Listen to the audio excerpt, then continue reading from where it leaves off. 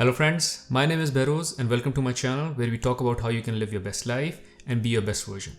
Now in this video, I will share with you an investment advice that is applicable to more than 90% of the people out there, including myself, who want to invest in the stock market in order to grow their wealth. The advice, as always, is very simple. That is to invest consistently and at a standard routine into S&P 500 index fund. Now note, I am no financial guru and neither is this advice created by me. I picked up this advice from successful investors and have successfully applied it to grow my wealth. Let me share some of the places where this advice came from before I go and talk about why this advice works. Hi, I'm Mark Cuban, and I'm about to give you some advice on how to be just a little bit richer than you are today.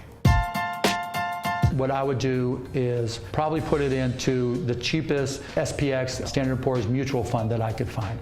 I recommend the S&P 500 index fund, and that for a long time to people. And I made it public. On my death, there's a fund for my then widow, and 90% will go into an S&P 500 index fund and 10% of treasury bills. I think that a person who doesn't know anything about stocks at all and doesn't have any special feelings about Berkshire, I think they ought to buy the S&P 500 index. I like ETFs. They're transparent, they're low fee, they're very liquid, you can buy and sell them. So I would buy something like the SPY, which is the entire market. It's very inexpensive. You get the whole, Standard & Poor's 500 stocks that make up the largest market cap companies in the world, basically. Now in the balance of the video, I will talk about what is S&P index, why it's one of the best investment vehicles, and what is the most inexpensive way to invest in an S&P index. S&P 500 is one of the most widely followed proxies for US stock market. It is a float weighted index of market capitalization for top 500 leading companies in the United States that are publicly traded. Now there are three key reasons which makes S&P index the best investment vehicle for 90% of the public out there, including myself. Number one is historical performance. Now, although it is definitely possible to lose money in short term on S&P 500 index when market is in a correction or in a decline, which for instance has recently happened with the inflation rates going up and the Ukraine-Russian war. However, you're more likely than not to gain money over time. That is because S&P itself has a strong history of delivering strong results in long term. Now, this isn't to say that S&P 500 winds up ahead every year, but this is a good investment in the long term. Now, looking at data, since 1950 to 2021, S&P 500 has yielded 11.6% average return on an annualized basis. Now, assuming S&P 500 continues to maintain this track record that it has delivered in past 60 years in the future years as well, that means that if at the age of 25 you invest $500 every month into S&P index,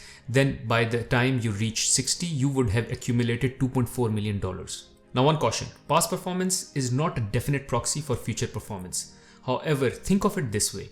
In case you have confidence in United States' ability to perform economically good, just the way it has performed in past 60 years, then you have all the reason to expect that S&P index will continue to grow. Frankly, for someone like me, it is much easier to have confidence in the economic performance of a total country than in a single company. Hence, I always advise against stock picking, rather going for an index like S&P index, which is representative of entire country's economic and financial performance. Now, this is a good segue into the next key reason. That is, it is very easy to invest in S&P index.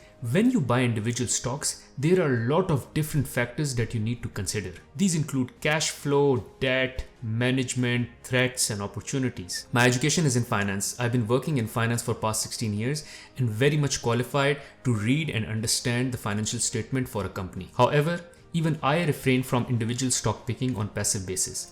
I find it humanly impossible to collect all the required information and knowledge to make an educated choice. Since I have a full-time job, family, hobbies, and I don't plan to become a full-time investor. S&P 500 doesn't require this legwork because you are not putting a big chunk of your money into one single company. Rather, you're buying a bucket of stocks that you're hoping will perform collectively well over the long run. An index such as S&P will probably rise in the long run given the expansion of American economy. So unlike gamblers in the casino, you have an automatic edge by participating in the market's upward trajectory at a minimal cost. Now, the third key reason is that investment in S&P lends to diversity. because you are actually investing in 500 different companies with one single investment, which means your investment includes stock in all major areas, be it technology, consumer goods, oil and gas, and whatever.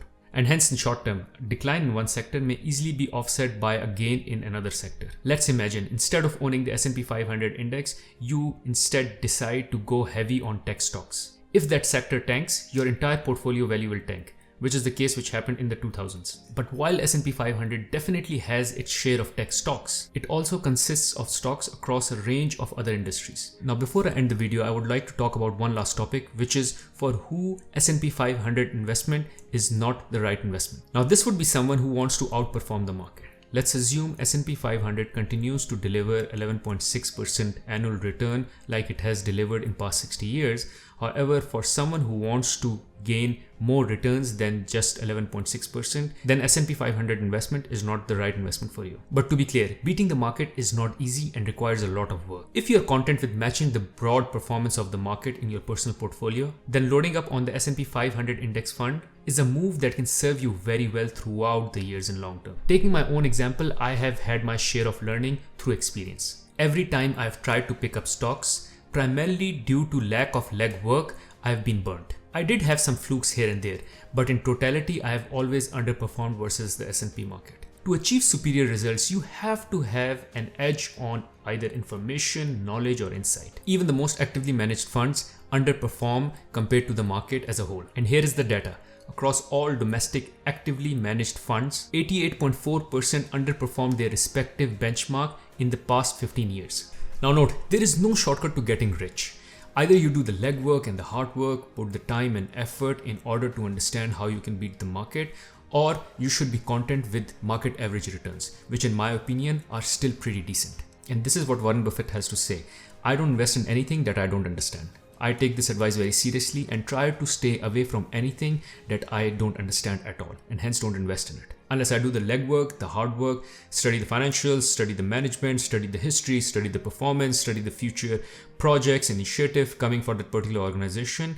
If I don't have time and effort to do all that work, I would refrain from picking a single stock. And hence, I am more comfortable with investing in an index which covers and captures the entire market's performance. Now let's talk about what is the most inexpensive way to invest in S&P 500. You cannot directly invest in S&P 500.